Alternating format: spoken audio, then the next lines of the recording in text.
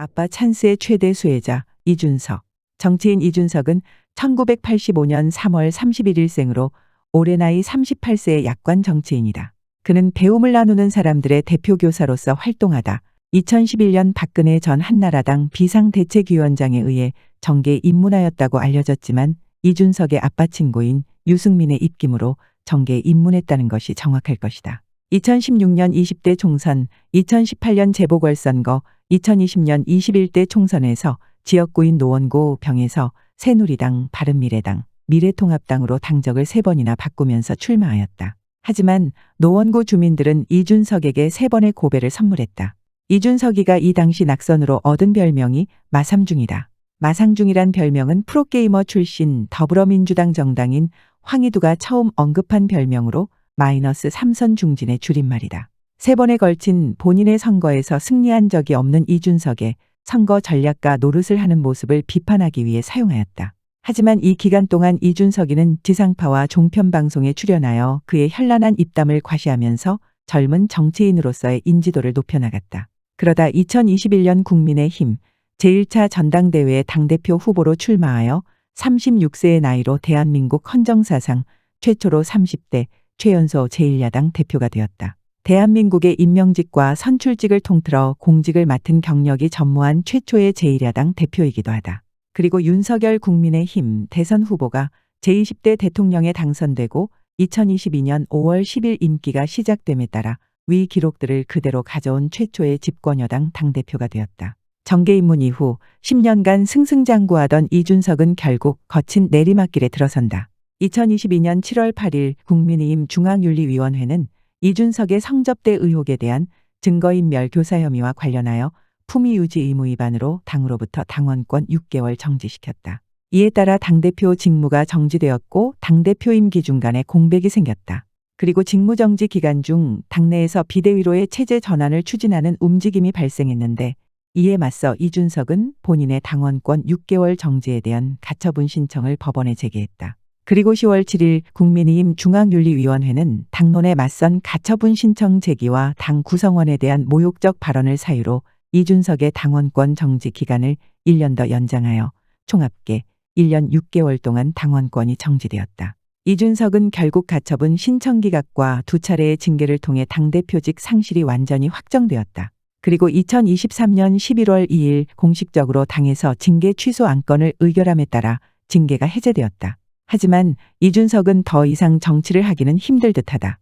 이준석에 대한 정치 자료를 찾아보면 그는 지난 10년여 동안 오로지 갈등을 유발하면서 치열하지만 저질스러운 말싸움을 이어가면서 반항하고 목리를 부리면서 정치 세계에서 생존해 온 모습을 가지고 있다. 이준석이의 그러한 성품이라고 할까 아니면 정치 마인드라고 할까 하는 것들은 도대체 누구로부터 배운 것일까? 또 이러한 아날로그식 정치 마인드와 언행이 그리고 정치계의 신선한 바람을 불러 일으켜 달라고 기대되었던 약관의 나이인 30대의 젊은 정치인 또는 청년 정치인이라고 하기에는 찌질하기 짝이 없는 수준이다. 이러한 정치 마인드가 오늘날과 같이 AI가 천지를 개벽하고 있는 시대에 과연 통할 수 있을까?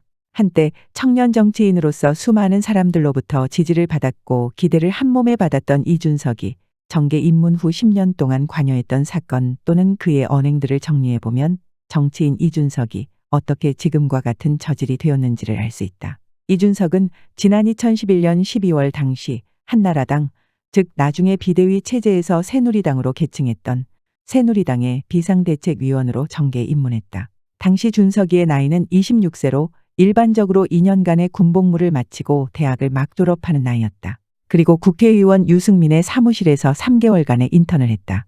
굳이 이준석이의 정치 경력이라고 한다면 이것이 이준석 정치 경력의 전부였다. 그런 이준석이를 누가 집권 여당의 최고위원 자리인 비대위원으로 위촉하였을까? 그 사람은 당시 비대위원장을 맡았던 박근혜 전 대통령이다.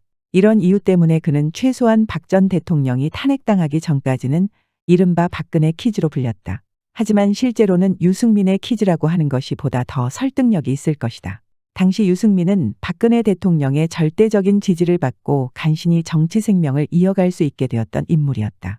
그런데 동료 의원이었던 김무성과 함께 여당 내에서 박근혜 전 대통령에 대한 탄핵을 주도했고 이준석은 이 배신자들의 행동을 따라갔다. 아마도 박근혜 전 대통령이 유승민에게 배신의 정치인이라고 한 것은 이러한 인연으로부터의 배신감에서 비롯된 것이라고 생각된다. 이준석의 위선된 언행에 대해 이야기해보자. 그가 정치 철학이라고 주절되는 내용 속에는 능력주의를 강조했다. 하지만 이 말이 얼마나 위선에 쩔어 있는 말인가 하면 이준석은 정계 입문 과정 자체가 아빠 찬스의 최대 혜택을 본 인물이다. 이준석이 젊은 청년 정치인으로 정치에 입문했다는 것은 IQ 80을 넘은 정도의 대한민국 국민이라면 모두가 알고 있는 사실을 이준석은 자신이 청년임을 내세워 정치한 적 없다고 주장했다. 그는 그때그때의 상황에 따라 스스로를 수시로 젊은 정치인으로 내세웠고 젊은 정치인이 필요하다고 강변했던 인물이다. 이러한 이준석의 언행들은 젊은 정치인 혹은 청년 정치인이라고 하기에는 지나치게 오염되어 있었다. 새누리당 때는 유승민, 김무성과 행동을 함께하면서 당대표였던 이정현 사퇴, 바른미래당 시절에는 손학규 사퇴를 외쳤다. 그런 후에 이준석이가 정치적으로 뭔가를 성취했느냐?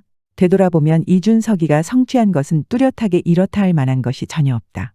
뿐만이 아니라 시센말로 정치인으로는 머리에 피도 마르지 않은 놈이 자신이 정치 고수인 양 수많은 선배 정치인과 윤석열 대통령에게도 그만의 정치 훈수를 쉴 새 없이 던져왔다. 대선 때만 되면 여기저기 기웃거리면서 비례대표로 국회의원을 무려 5번이나 거저먹은 잔머리 정치인 김종인. 이제는 정치계에 아무런 영향력도 발휘하지 못하는 퇴물 정치인 김종인. AI가 인간 사회를 천지개벽하고 있는 이 시대에 이준석은 아날로그 시대의 정치인 김종인을 찾았다. 구시대 정치 김종인을 자신의 정치 스승은 김종인이라며 김종인을 극찬하는 인물이 이준석이다. 일어난 언행은 정치 인문의 아버지인 유승민도 개무시하는 언행이다. 그래서인지 유승민도 이런 배은망덕한 이준석에 대하여 이럴타 할 대응을 하지 않고 있는 듯하다. 그도 그럴 것이 이준석의 이러한 배신의 정치를 유승민 본인이 이준석에게 가르쳤으니 뭐라 할 말이 없을 것이다. 문재인에게 폴더 인사를 하는 이준석. 내부 갈등 때만 되면 빛나는 이준석의 말싸움은 그래서인지 더불어 민주당을 향해서는 그의 말싸움 실력을 발휘하지 않는다. 뿐만이 아니라 대선 후보로 윤석열이 대선에 총력을 기울이고 있을 때 본인의 주장을 들어주지 않는다고 2차례나 당무를 내팽개치고 잠적하여 윤석열 후보의 지지율을 하락시켰고 결국 겨우 1%도 안 되는 차이로 당선되게 만든 자가 누구인가. 그럼에도 자신이 대선 승리 공신이란다. 대선 때는 이재명을 향해 양도구육을 외치더니 윤석열 정부로 정권교체가 이뤄진 뒤에는 윤석열 대통령을 향하여 양도구육이라고 씨부린다. 이준석은 세계 명문대학 중의 하나인 미국의 하버드 대학을 졸업한 것으로 알려져 있다. 하지만 이 학력이 가짜이거나 제대로 졸업을 못했거나 미국 하버드 대학에서 공부한 것이 대부분 중국어였다거나 영어 실력이 찌질할 정도로 형편없다는 주장을 하는 몇몇 유튜버들이 나타났다. 그러나 이준석은 이들을 상대로 적극적으로 제대로 된 대응을 하지 못하고 있기도 하다. 이렇게 적극적으로 대응하지 못하는 것도 이준석 본인 스스로 거짓 학력자라는 것을 자인하는 셈인데 왜냐하면 학력 인증 방법은 간단하다. 졸업식 사진과 졸업증서를 제시하면 끝나는 것이다. 미국은 대학교 총장이나 학장 또는 학과장이 졸업식장에서 졸업생 모두에게 직접 졸업장을 수여하고 그 과정에서 수많은 사진이 찍혀진다. 이런 인증자료만 제시하면 모든 논쟁의 이유가 없어진다. 그런데 이준석은 이러한 인증자료를 한 건도 제시하지 못하고 있다. 이준석의 거칠고 저질스런 언행을 되돌아본다면 매우 이상하리만큼 미온적인 대처라고 할 것이다. 신당 창당도 시들시들하다. 수많은 정치 패널들이 과거처럼 이준석이가 또 다시 국민의힘당을 분열시키려고 하자 이준석의 정치 기록을 들이대면서 이준석이는 정치를 해서는 안 되는 인물이라며 여야 정치인 또는 정치평론 패널은 이준석을 부적절한 정치인으로 두들겨 패고 있다. 또 이준석이 정치 세계의 흐름을 파악하지 못하고 목리를 부리는 동안 이준석만 젊은 인재 정치인이 아니며 수많은 유능한 젊은 인재 정치인들이 숨겨져 있었다는 것이 드러나고 있다. 또 이준석의 신당에 함께하겠다고 섣불리 나섰던 거시기들도 이준석에 대한 여론이 예전 같지 않자 서서히 거리를 두어가고 있는 상태다. 이준석은 시대착오적 정치 마인드를 가지고 있기 때문에 단언하건대 내년 2024년 총선 이후 이준석의 정치 생명은 완전히 끝난다. 그 이후에 이준석은 유승민이나 김무성, 김종인과 같은 정치권 변두리에서의 정치 행보조차 전혀 할 수도 없게 될 것이다. 왜냐하면 이준석은 지역구 국회의원을 같은 지역에서 3번이나 낙선했고 대한민국 그 어느 지역에서 단 한 번이라도 국회의원을 한 지역 기반이 없다. 그리고 서울 노원구 지역구의 주민은 이준석을 왜 3번이나 외면했을까? 유권자라면 정치에 관심이 있다면 이 부분을 심각하게 생각해 봐야 한다. 과연 그가 한 지역구에 또는 비례대표로서 그리고 정치인으로서 대한민국을 대표하는 국회의원의 자격이 있는지 말이다. 이러한 이준석의 배경은 이준석과 함께 막걸리라도 한 잔 나누면서 지난 정치를 회상하던가 정치권 밖에서라도 정치 경력을 미끼로 정치와 관련된 어떠한 일을 추진하고자 하는 그 누구도 없을 것이다. 만일 이준석과 함께 무엇인가를 도모하려고 하는 거시기가 있다면 본인의 뇌구조를 다시 한번 점검해 볼 필요가 있다. 어쩌면 이준석은 항상 그래왔듯이 구세대 정치인들을 흉내낼지도 모른다. 바로 해외 외유 생활 말이다.